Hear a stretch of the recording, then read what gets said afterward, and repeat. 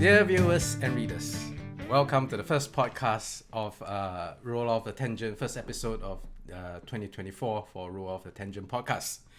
We greet you all with a classic of English literature today, The Strange Case of Dr. Jekyll and Mr. Hyde.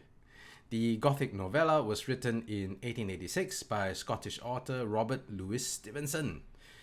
This is a name I'm sure many are familiar with. It was initially published as a penny dreadful and was an immediate success. It is one of Stevenson's best-selling stories, in fact. The plot opens with a Mr. Utterson, a lawyer on a walk with his cousin Richard Onfield that brought them near a large house where his cousin was reminded of a strange occurrence some weeks past. A girl had been trampled on and left screaming on the streets by a very cruel man. Having collared the man in the name of justice, Onfield found himself so repulsed by the figure of short stature with almost bestial features that he wanted to rain violence upon him. Having extracted from the man a compensation for his poor victim of £100, the repulsive stranger brought them to the large house that Onfield and Utterson now stands in front of, and brought out a check with not much difficulty at all. And £100 back in those days was a lot. That house belongs to a respectable man in London and a good friend of Utterson, Dr. Henry Jekyll, in fact. And the check was written in his name. The lawyer had been troubled of late by the inexplicable will that his friend Dr. Jekyll had given to him. Should there be a sudden disappearance on his part, all of his property shall be passed on to someone named Edward Hyde, the same man who had so violently treated the girl in the story his cousin had just related. Mr. Utterson was concerned enough to inquire into Jekyll's well-being in an evening get-together, specifically that he might have been blackmailed by this Edward Hyde figure. Dr. Jekyll deflected Mr. Utterson's concerns, asking him to let the matter drop. Reluctantly, the lawyer agreed. All was quiet until the brutal murder of Sir Danvers Carew, a member of Parliament. The deed had been witnessed by a maid, and she identified the perpetrator in a way that could only point to one man. A short man with an utterly repulsive aura. Events began to spiral quickly from that point. Confronting his friend about his relationship to Edward Hyde, Dr. Jekyll could only give Mr. Utterson vague and shaky answers about how Hyde is no longer a problem to be concerned with, and that Dr. Jekyll is completely done with the dwarf. A small fortune was then posted as reward for leads to the capture of Edward Hyde, who had seemingly vanished into thin air. While Jekyll was able to lead the semblance of a normal life for a few months, he soon went back into seclusion. Disturbed, Utterson went to Lanyon, another mutual friend, to discuss the circumstances of Dr. Jekyll, only to find Lanyon one step from the grave. Lanyon did not want to talk about his condition, having accepted the near end of his life. He refused further to talk about Jekyll, claiming Jekyll was dead to him. Not long after, Lanyon died, and Utterson's continued efforts to reach out to Jekyll remained in vain. One evening, Mr. Utterson received a surprise visit from Jekyll's butler, a man named Pooh. Jekyll had shut himself in for too long this time, and Pooh suspected foul play by Edward Hyde and had came to Utterson for help. They rushed to Jekyll's house, and outside his room where he had shut himself in, Utterson showed adamant determination that if Jekyll does not open up and show himself, Utterson will break down the doors and force this confrontation. The cry from behind the door was nothing like the voice of Utterson's old friend, but that of Edward Hyde, fearing the worst. Utterson and Pooh fetched an axe and together broke through the door. There, they found the body of Edward Hyde lying on the ground, clutching a vial of poison he had just imbibed. Pooh and Utterson searched the room, hoping to find signs of Dr. Jekyll, but it was all in vain. All Utterson found was a letter addressed to him, which led him to the final awful truth. It has been 150 odd years since the story was written, and all of us know at least the silhouette of this story. While our discussion might not offer new insights that a period of 150 years had not already provided us with, I think it'll be an interesting discussion nevertheless, taking place as the story did in the backdrop of industrialization and the rise of the middle class in Victorian era England. This is a period of upheaval, with many traditions and old ideas being overturned while new ones were being proposed. It is not hard to see the shadow of this tumultuous period over the story. And with that, please let me pass the floor on to my co-hosts and see what they have to say. Robert, I absolutely would love to hear from you. All right. This story was written in the Victorian era, wasn't it? Yeah.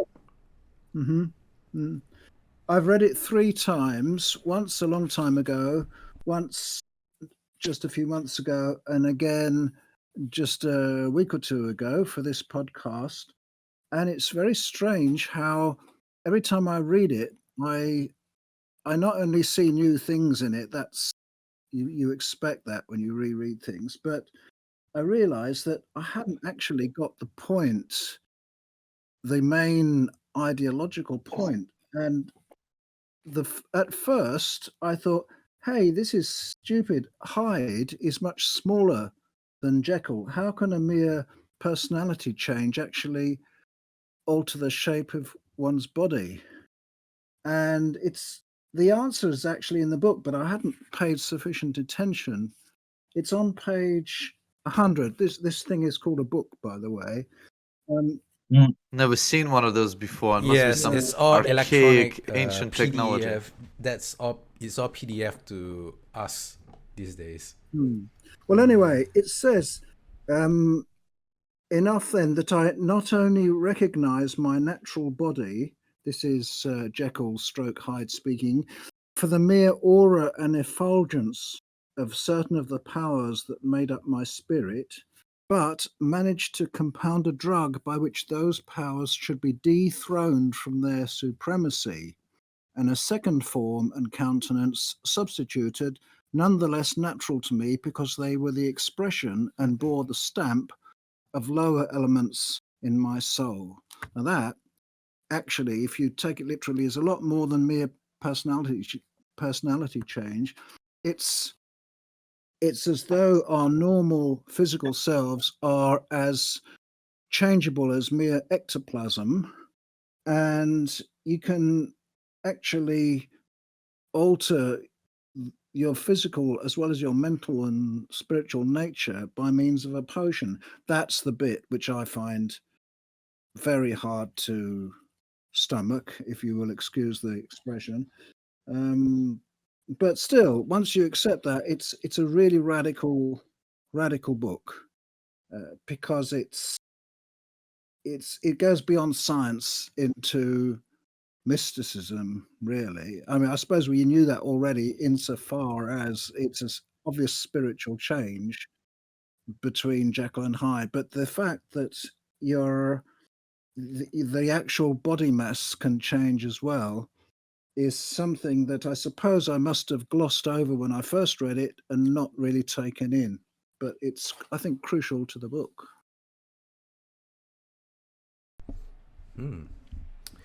Nikki, what are your Hi. thoughts? Dear viewers, this is not some comical cosplay or something of the sorts. If you're seeing me on your screen and not listening to this, you could also probably hear it in my voice. I have a nosebleed and it doesn't want to let go.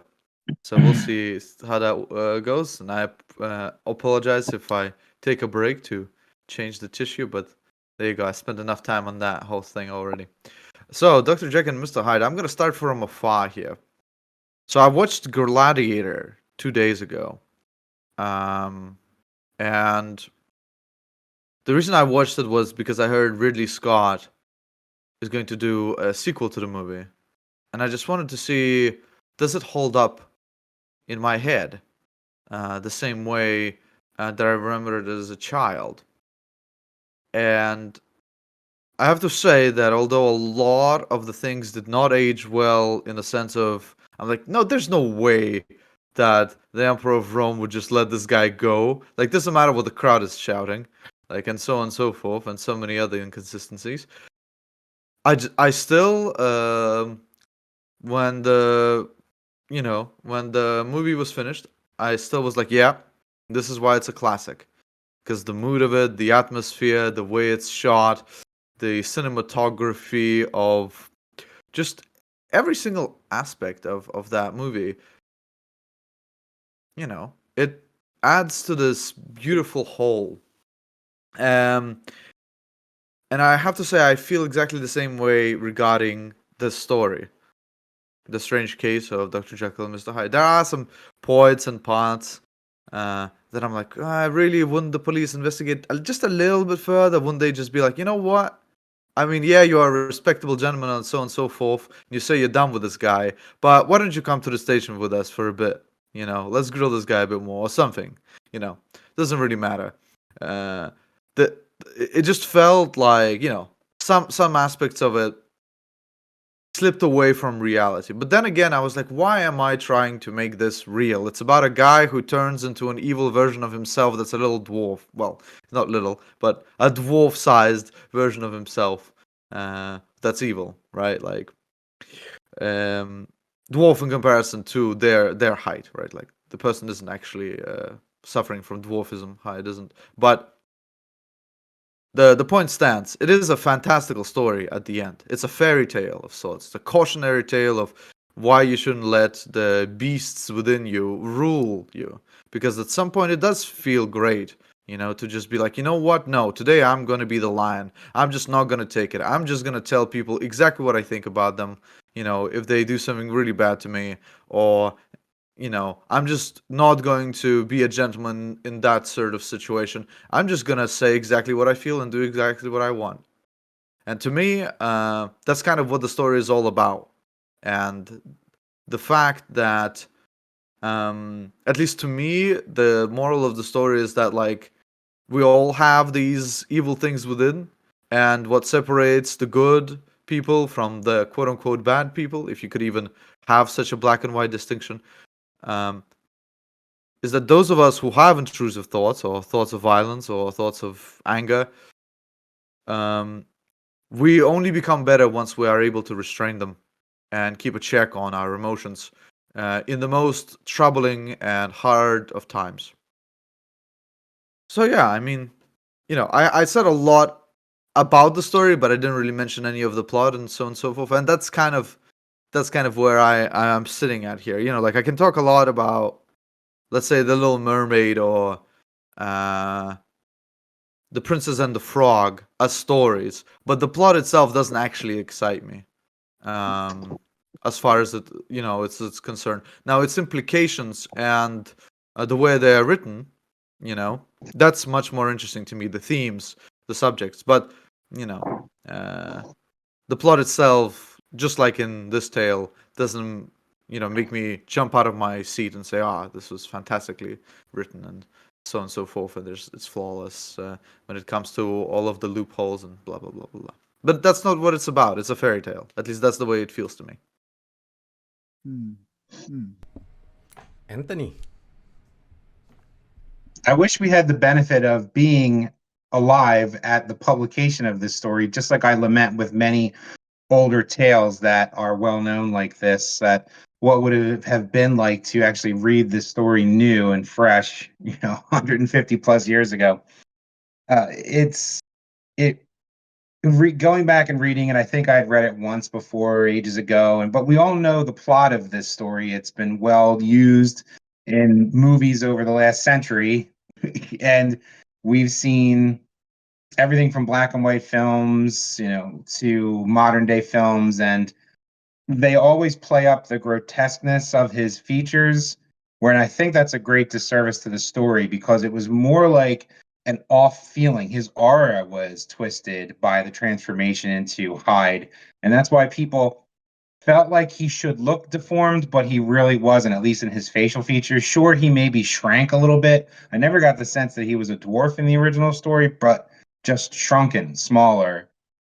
reduced, just like someone's baser self or your baser instincts and emotions and urges are sort of they reduce you by if you let them out, just reduce you as a person, as a good person, in your if your actions are negative.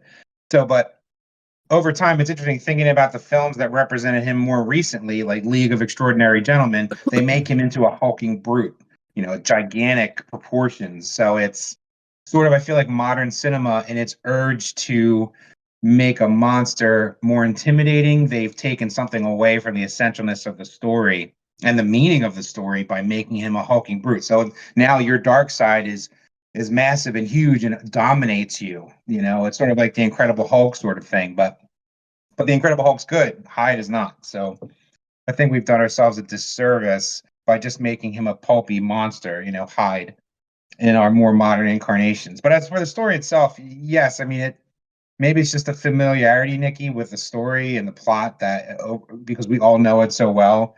Maybe that's what reduces the story's impact plot-wise, but I imagine back then it was a fairly decent mystery. But I mean, in terms of Jekyll's taking this potion, it's sort of like that time period, as XJ said towards the end of his introduction.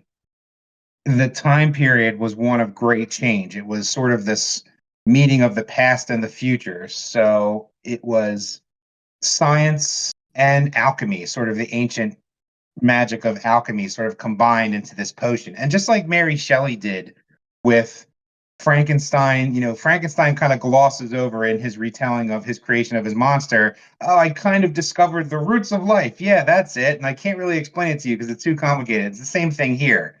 It's like, well, I was able to make these compounds and interact with my spirit and, some such thing, and it pull out my dark side. So it's sort of that merging of science, but that was kind of glossed over because you obviously can't explain it because it's not real science or magic.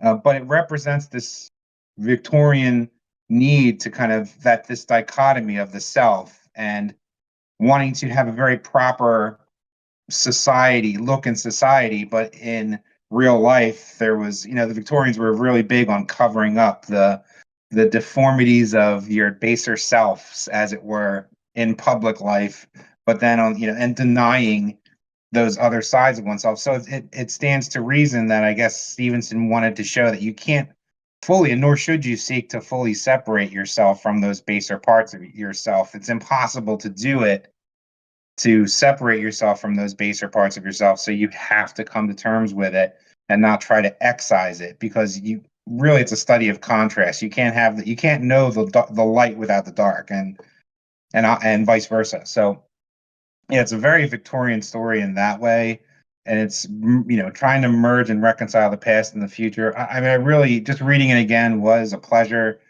And just like Robert said, like picking out little things here and there in terms of phrase and how the story kind of builds and grows. It's another sign of great literature, obviously. And so those were sort of the thoughts and feelings I had in this reread, and just thinking about what Stevenson was trying to say, and specifically with how the creature was a creature, but it wasn't as monstrous in appearance, but yet the crutch of cinema, as we've tried to depict Hyde over the century, since a century plus of filmmaking, made him more physically deformed. Whereas the art and subtlety of what Stevenson did was like he had the aura of deformity rather than actually being deformed, other than this change in height, which again, I don't think is quite as dwarf-like as we may think. But anyway, so those are my sort of opening thoughts on it. I have an interesting theory about the size and the deformity of Hyde, but first I as years went by in fiction, but I really want to hear what XJ has to say about the story before I dive into that. Right. Oh, well, so first of all, I really like the point that Anthony brought up about the what is really unsettling about Hyde, which is not really the shape, his deformity, but the way he carries himself. Well, not really, but just like this feeling that he gives off to people, like something is terribly off about him.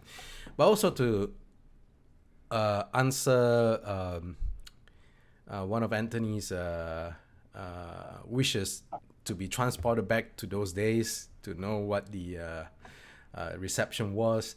We can't actually time travel back to the past, but we do have some accounts of what the reception was to Robert Louis Stevenson's story, which is that from Googling, it appears that he wrote this story in a fever. Like, he was very excited about this idea that he had. He pretty much wrote it in an afternoon and a night. I remember reading in a sort of a fevered inspiration.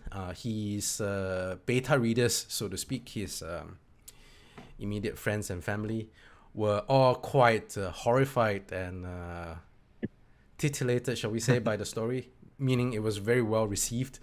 And so he went on to then find a publisher, which at first they were not quite sure how it would do, but it was published as a penny dreadful, which is sort of like a pulp paperback, if I'm not wrong, of the day. And it was an immediate success, not just in the UK, but also in the US.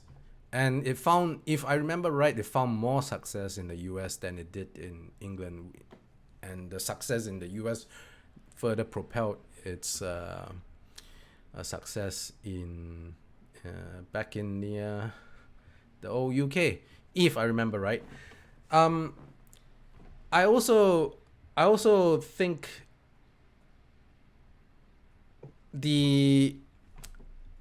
there were a lot of things happening during that period. This was written in the in 1850s or something like that. The Origin of Species was written just a few years prior to that, and that was a huge, pretty huge thing back in the day. It was a very, very controversial topic, and it's really hard to not see how the idea that we were descended from apes with this very animal-like ancestry being buried deep in our psyche, not having some kind of influence on the story. And I would say, Freud came a few decades after, but before Freud himself was very into mysticism, occultism, and I imagine all of those stuff were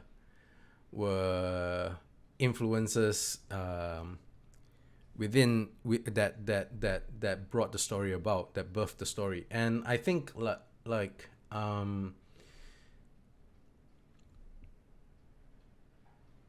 there is this very deep fear of letting primal instincts go in Victorian era England.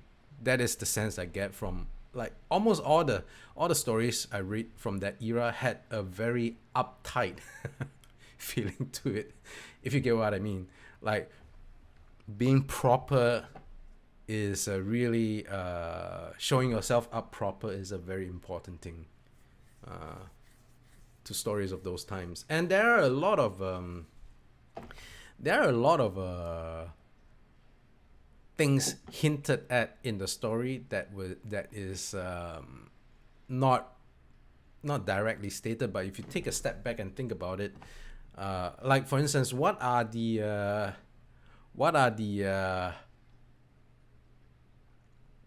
pleasures that Jekyll could not let himself do while being his presentable self, but Hyde could indulge in? For instance, the violence is one of them. But I get, like, the sense of illicit intimacy, relationships. I feel very strongly that came out as hints in the story as well. So that is surrounding the story, the backdrop of the story, which I think is probably what made it such a success back in the day, and the way it endures to present day, lives on to present day. And as for the story itself, well, it's actually quite well written. I like the slow drip feed, because now we're all spoiled by what happened in the end. But I imagine if I bring myself back to a reader who didn't know what the ending of the story was, the slow drip feed must have been a very powerful bait to lure the reader in. I imagine even to this day, when I reread the story, I could still feel the slow build up of tension, which is quite a remarkable piece of writing craftsmanship. Yeah. Well, back to you, Nikki. Yeah, so now this is a theory that was just born right now from listening to Anthony, but I'm getting the,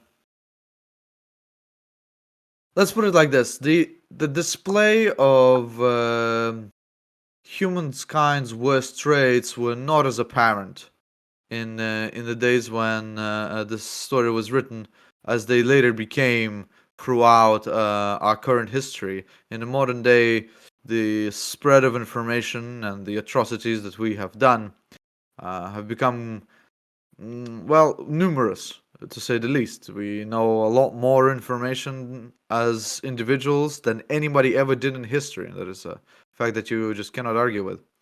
So perhaps the more twisted and terrible the human race had seen, maybe the more subconsciously the authors of all of those adaptations decided to make this bad side of us more horrific and horrible.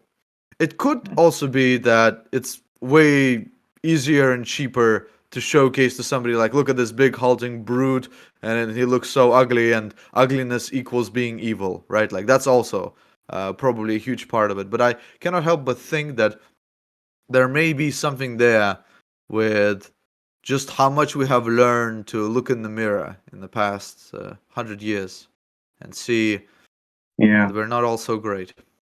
Yeah, but also, I think it also speaks to how maybe superficial we are in some of our respects. I mean, and how unfair it is to judge Definitely. someone by their appearance, and by their size. I mean, especially living in America, where bigger is better. Everything that's bigger, portion sizes and people and things that are bigger are better, right? That's sort of like Yeah. a slight on our cultural ethos here. So it's like, bigger isn't always better, and just because you're not as attractive as someone else doesn't mean you're less valuable. So or evil. So I don't know. So I think that is a slight against our Yeah. modern Western culture, and our perceptions of I things. am I am a living testament to that, as a handsome evil man, so There you makes a lot go. of sense. Let's go. But jokes aside, I mean, if you do want a story about the idea that you shouldn't treat people, who are different than you, or do not have the handsome traits that we presume to be handsome in our society, just read The Hunchback of Notre Dame, right? Yeah. Yeah, absolutely. Yeah. And I think it really does lose something in the translation. I mean, Hyde's deformity was really spiritual. It was a deformity of the soul. It really was a deformity of the soul, and it came across like people could feel that deformity of the soul. Like, when you get that gut instinct that someone's not a good person or you should be wary of someone, you get that gut instinct. So it was more like his deformity was that soul deformity, and it was just like, it was the dark half of Jekyll, and that was the deformed evil part of his soul. If evil deforms the soul and defiles the soul, then it was his deformity was a feeling, a spiritual one.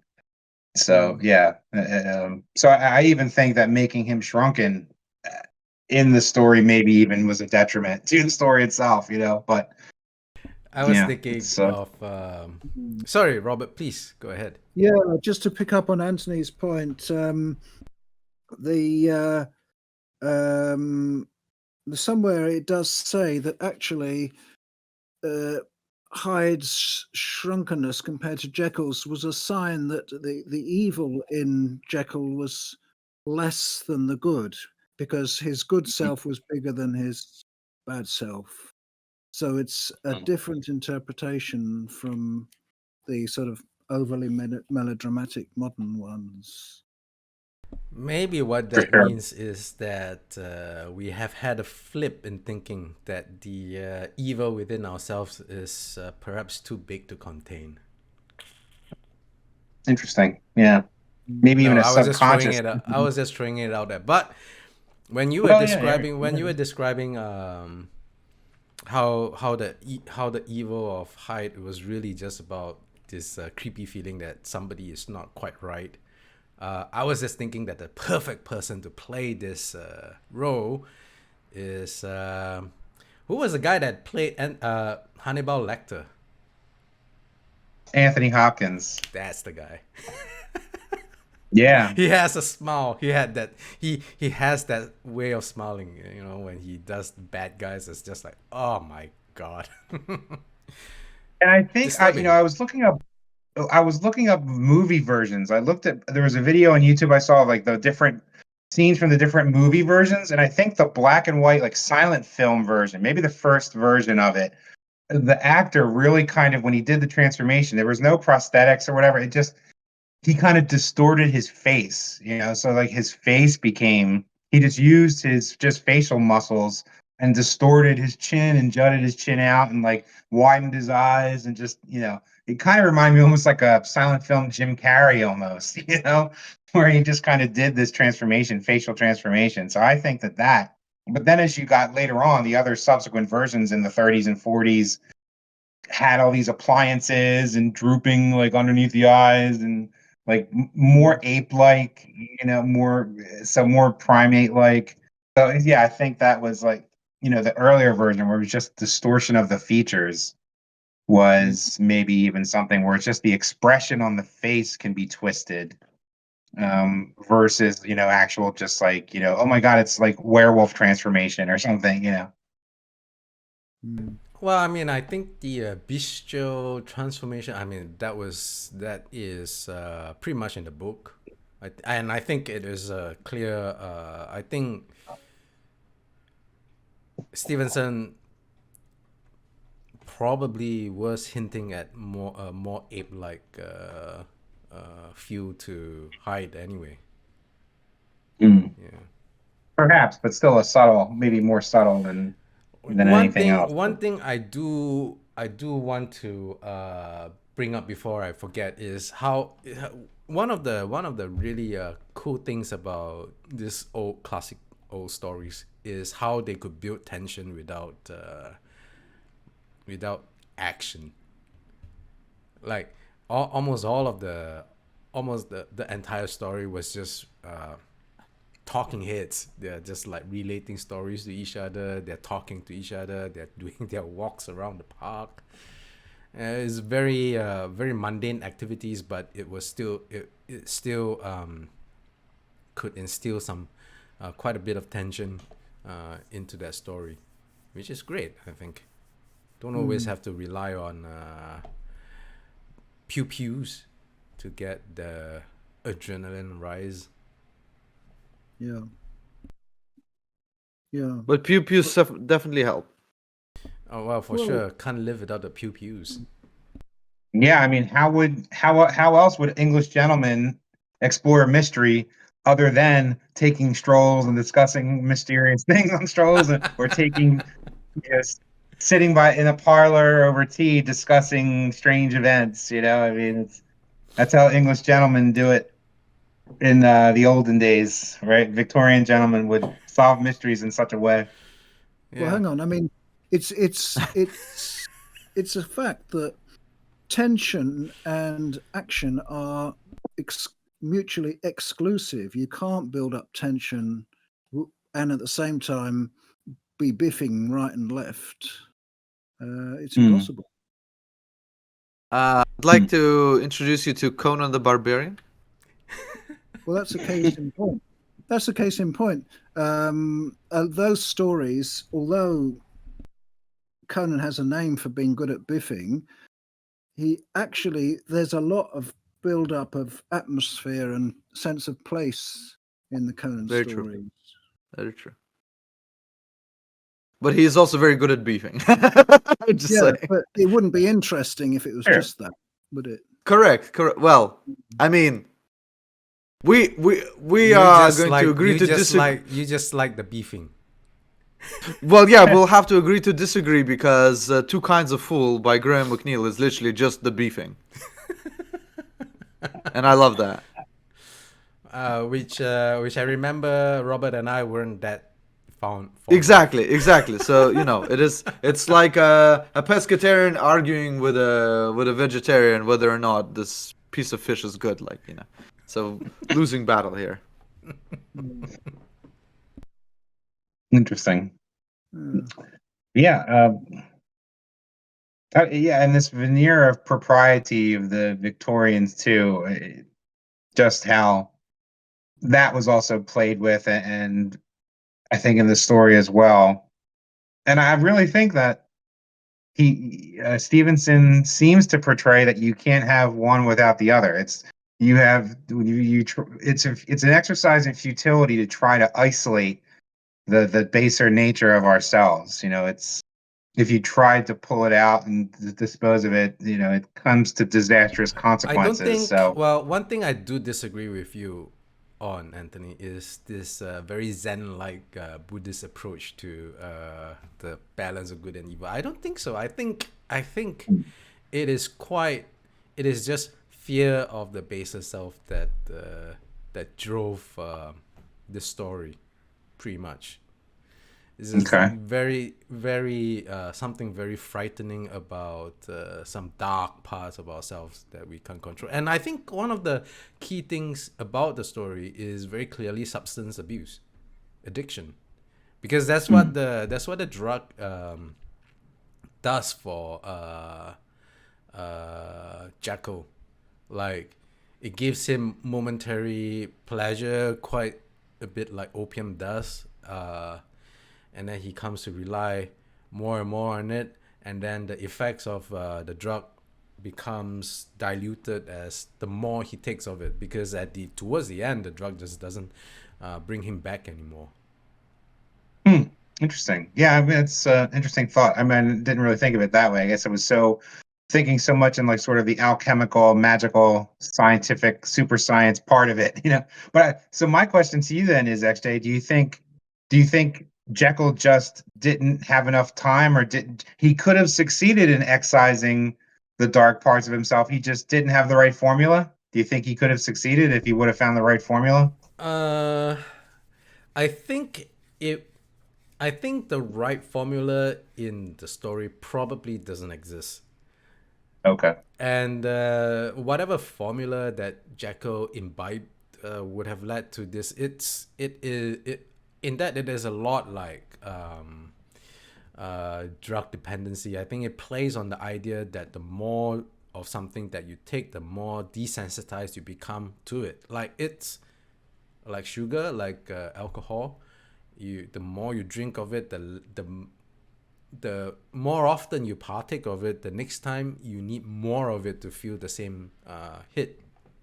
Right. So Building up a whatever. tolerance. Yeah. So whatever. So it comes to, not that it's wrong, but there is this very uptight feeling I get about the story. I don't know if uptight is the right word to use. Yeah. No, I mean, that's great literature. Again, how often can we say it? Great literature gives us inspires us and makes us think lots of different potential interpretations of, of what he's going for. Is there an allegory? If there is, what is it? And it could be multiple, different possibilities. And, we'll never know what his intention was in some ways, a lot of ways. But I think, so one thing is, I think it's... I don't know if I would quite agree that it is allegory, because the thing is, so laudanum is a very often used drug back in the day. So, like, for instance, if you have gout, which I suffer from. And it is without really understanding what causes gout, it is very, very painful thing to live with.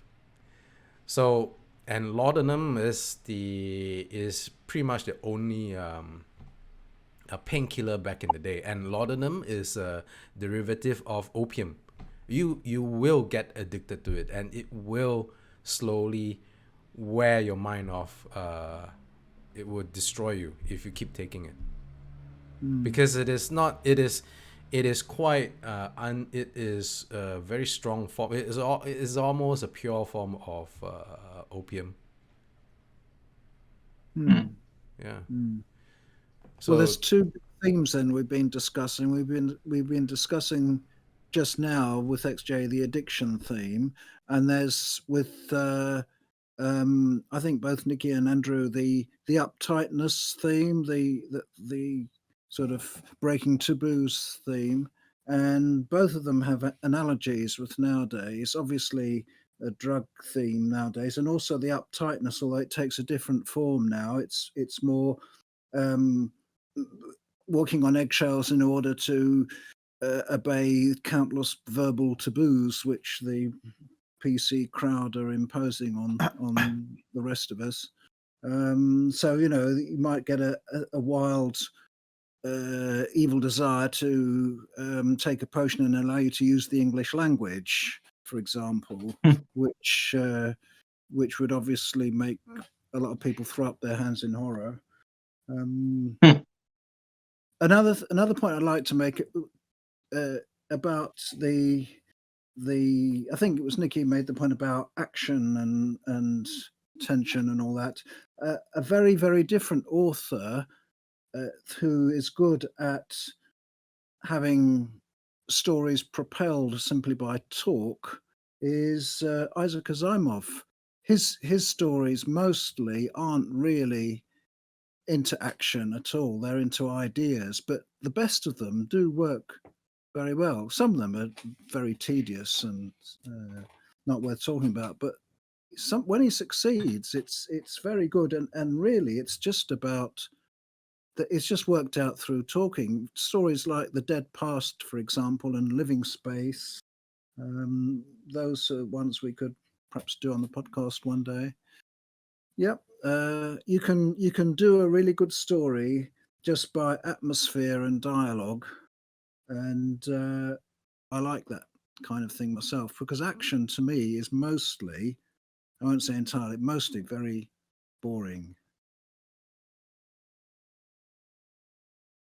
Yeah, I mean Asimov, and which is interesting because they just made his series. They made Foundation into an Apple series, 2 seasons now, and they had to drastically change because a lot of I read the original Foundation novel, and I mean a lot of it is bureaucrats talking and scientists talking, and sure there may be like a planetary revolution going on in the background outside the buildings or something, but it's most like they're kind of bureaucrats are talking and how they can avert a crisis, and scientists and such. But yeah, but I watched the first season of the series and they beefed up the action and for sure. So action has a purpose, but it's exciting and whatnot, but it definitely, I think, has to be balanced, like you're saying, I mean, by adaptation some good talking. to a different medium requires change, and Yeah. cinema just does better with spectacle. Yeah. Yeah. It's not to say that there aren't shows that does tension really, really well without a single finger lifted, and I would bring the old 12 Angry Men. That is the best example I can think of that really builds tension. Courtroom drama. Yeah, and it's literally 90%, 99, 98% of the film takes place in one location. Doesn't even change scenes. It just changed scenes twice, in the beginning and at the end. That is brilliant filmmaking, brilliant script writing.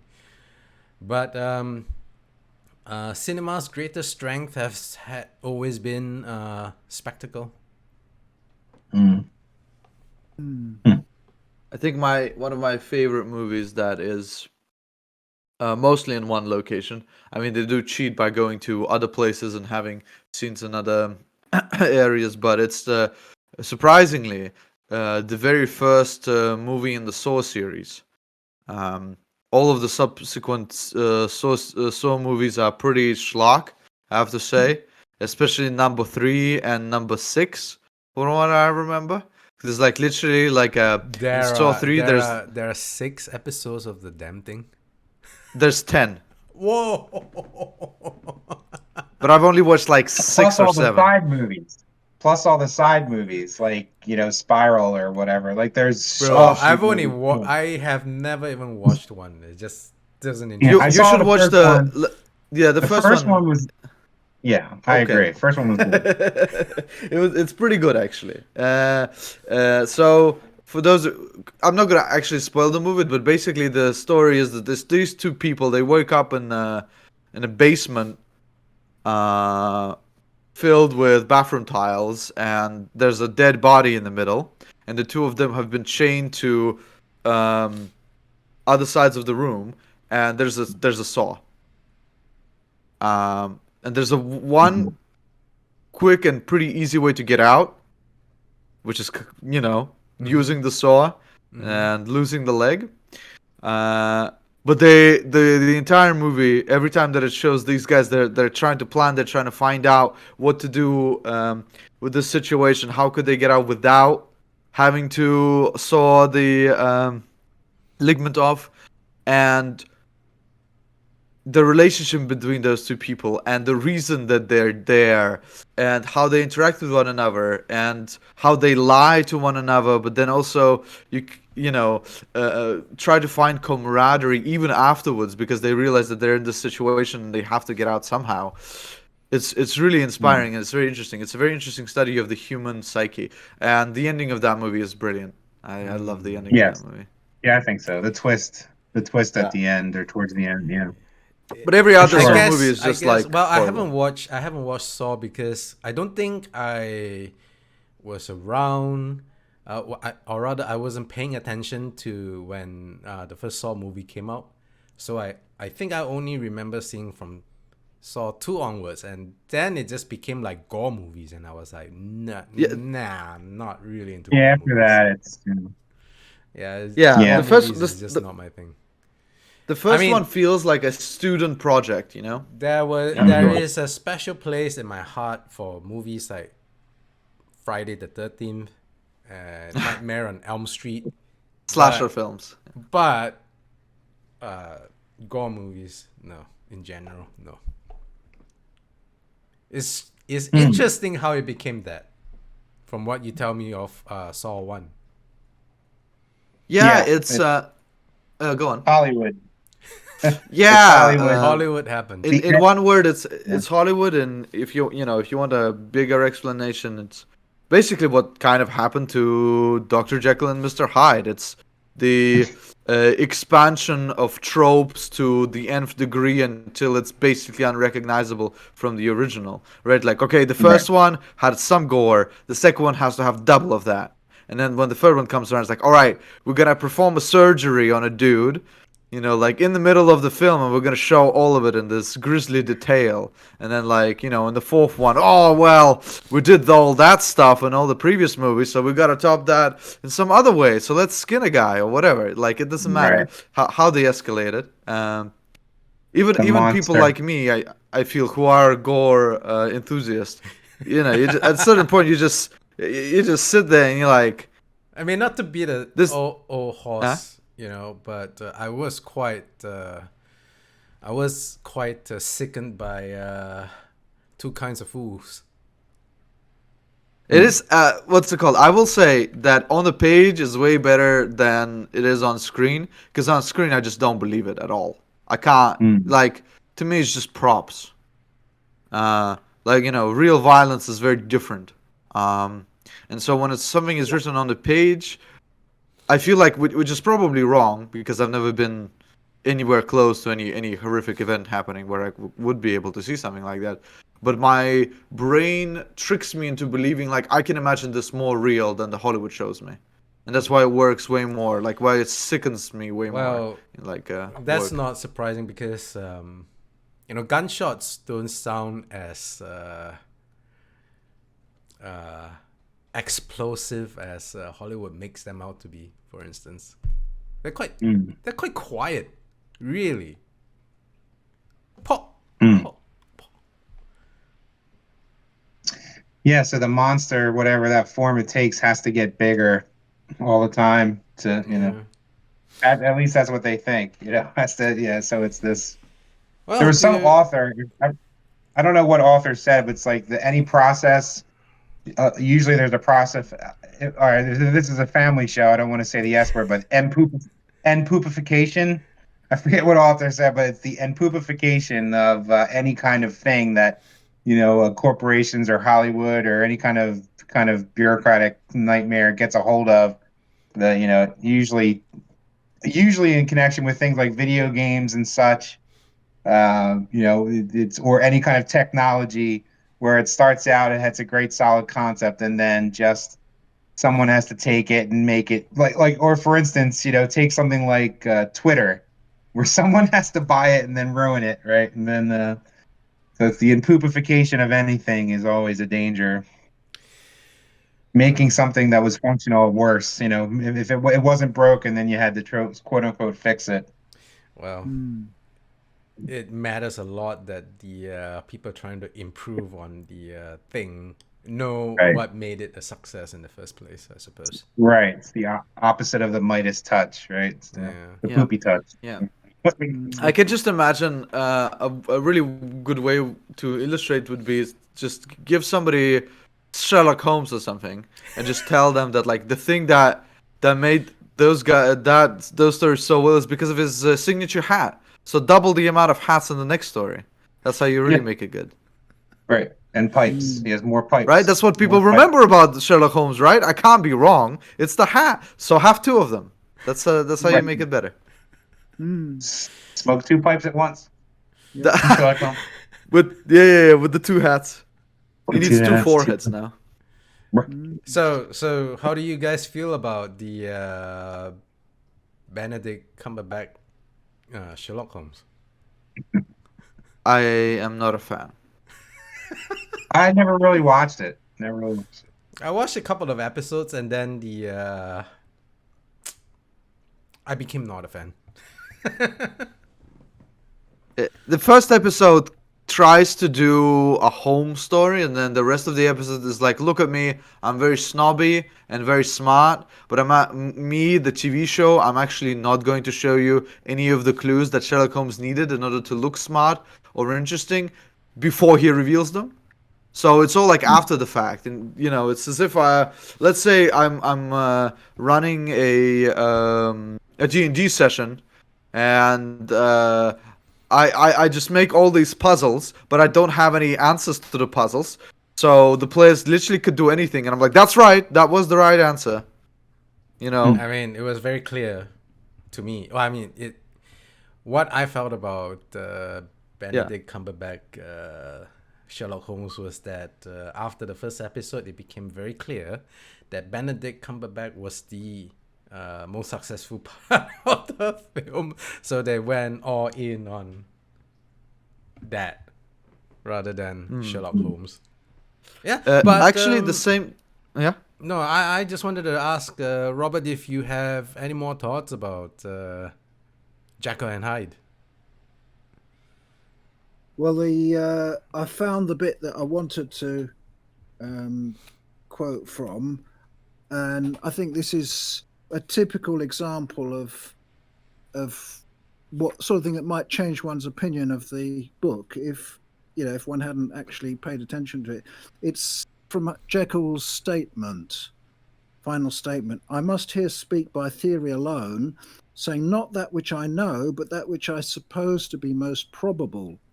The evil side of my nature, to which I had now transferred the stamping efficacy, was less robust and less developed than the good which I had just deposed. Again, in the course of my life, which had been, after all, 9/10 a life of effort, virtue, and control, it had been much less exercised and much less exhausted. And hence, as I think, it came about that Edward Hyde was so much smaller, slighter, and younger than Henry Jekyll. In other words, he's been optimistic there. He's saying Hyde was smaller because really the evil was a smaller part of me. It doesn't save him in the end, but that was his optimistic. Interesting. So the evil part That's of right. him is the less developed and quite not his whole self. Yeah, and that's where my whole theory comes from all of these, in 100 years, the evil side of us is more and more developed, as it seems. Well, interesting opportunity missed there in Stevenson's part. Then why didn't Hyde get bigger as he was running down, children and Good committing point. murders? Good point. Why couldn't Hyde get bigger? I mean, you're giving that's another. is it really that reason. bad? Okay, I'm kidding. I don't know. I mean, isn't that a logical progression? Yeah, that's a good. No. I was making a joke like that. His crimes that you just listed were not as bad as you're saying. Yeah, it's just obviously a joke. FBI, please do not come to my house. Problem. I didn't want to say too. Huh? Sorry. What did you say? Just run down kids and kill members of parliament at your leisure. All right, please quote that and put that as the. Some podcasts put like an intro thing right before the episode begins. That's what we should have. We should have that out of context right there. No, I'm kidding. Yeah. Of course not. Yeah. So two things I wanted to mention before we wrap it up. So the same person who did Sherlock, Moffat, that's the director's surname, also did a mini series on Hyde, on Dr. Jekyll and Mr. Hyde, and it's called Hyde. It's horrible, but it's very funny. It's like very funny bad, and if you want to laugh, you might enjoy it. Was it intentionally funny or no? Just he No. Oh, okay. Okay, that's the best kind of funny. And the second thing that I wanted to say was we tried to record this a couple of weeks ago, and I was not there, and I wrote like a message to everybody that they could read out, but then we decided that we would try and get me there for the first ever podcast of the year, for which I thank you, fellas. How could we miss having you on the show for the very first podcast of the year? Thank you very much. And although I'm breathing profusely from my nose, I am here, and I'll read the postscriptum that I wrote to you guys. I have a question for the panel that I really would like to ask. If you created a simulacrum within oneself akin to Hyde, what would they be called and what would they do? This is my horrible answer. His name would be Afve, mirroring my 4-letter surname in reverse order of the English alphabet. And he would be a vegetarian bandit with a side hustle in fast food restaurants. Probably a racketeer too. Why not? I don't know. I was in the state of delirium, I have to say, but this sounds like a fantastical character that I'd love to meet. Does anyone else have a idea of what their Mr. Hyde, quote unquote, would be like? Sure. I mean, for me, it would probably be I would call him my middle name is Charles, and my mom's maiden name was Zane. So you can tell him Chuck Zane. And he's Chuck Zane. Oh, I love it. Mr. Chuck Zane. Mr. Chuck Zane. And he's a ladies' man, and he's good with his hands repairing all kinds of things that I am not handy with. And he's very mean and angry about it. He's a really good what's it called? He's like Bob the Builder but upset. I get it. I like it. Right. But cruel. Right. But cruel. Right. I love it. He's mean about it. I love it. Great idea. What about you, Rob? Well, I think the question in my case would be, what would my Dr. Jekyll side be if it ever took over? Oh, there you go. Hey, touche. There you go. Wow. You're already your evil self. He is the rascal. Yes. Yeah. Talking of evil, this Oh, yeah. book we've been talking about was published in 1886, and I just realised that 2 years later, history imitated art, and that Jack the Ripper went on his rampage in 1888. Oh, Presumably, since nobody ever found out who he was, that could be a real life Jekyll and Hyde situation. Yeah. Prescient. I think Robert Gibson is trying to tell us part of history that only he knows, but cannot really give the evidence to. We'll have to leave it at that. Well, I'm not that old. That's not what I had said. That's not what I meant at all. But all right. I'm more saying, you're English, and therefore you might have some sort of a knowledge about Jack the Ripper, but the government is suppressing you or something. That was my idea. I suppose there's many theories about that as to who really shot JFK. It's a sort of industry. That's true. It was the mafia. Actually, what about you? What kind of what's the name of the guy in The Simpsons, the neighbor of Homer Simpson, the Flanders? Flanders. I would be Flanders. my Mr. Hyde would be Flanders, who Okay. takes pleasure in irritating the hell out of everybody by being such a pious pain in the ass. I see. I think you take the cake. That's truly a terrifying. That's truly a terrifying concept there. Actually, I think you would. Yeah. Indeed. This is Okay, I think rough. I've stopped bleeding. Oh, finally, Good. good stuff. Just in time All right. Just for the end of the show. Just in time for the end of the show. Yeah. Just in time yeah, to give the our. scores.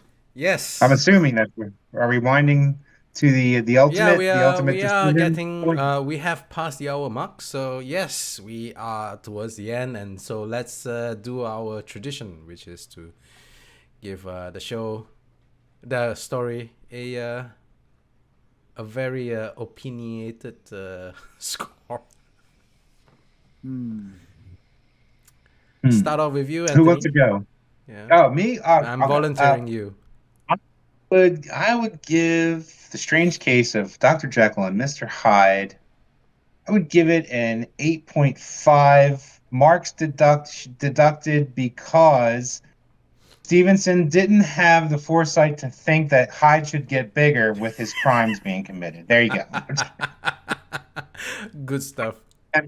No, yeah.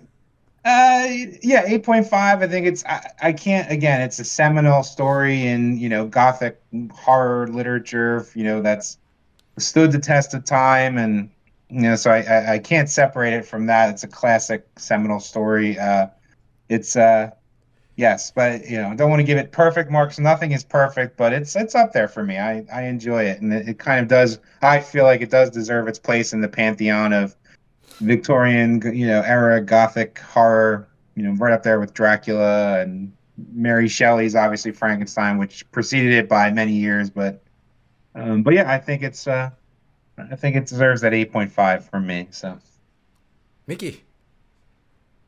I mean, it's a classic tale. Giving it anything lower than 7, I feel would be disrespectful.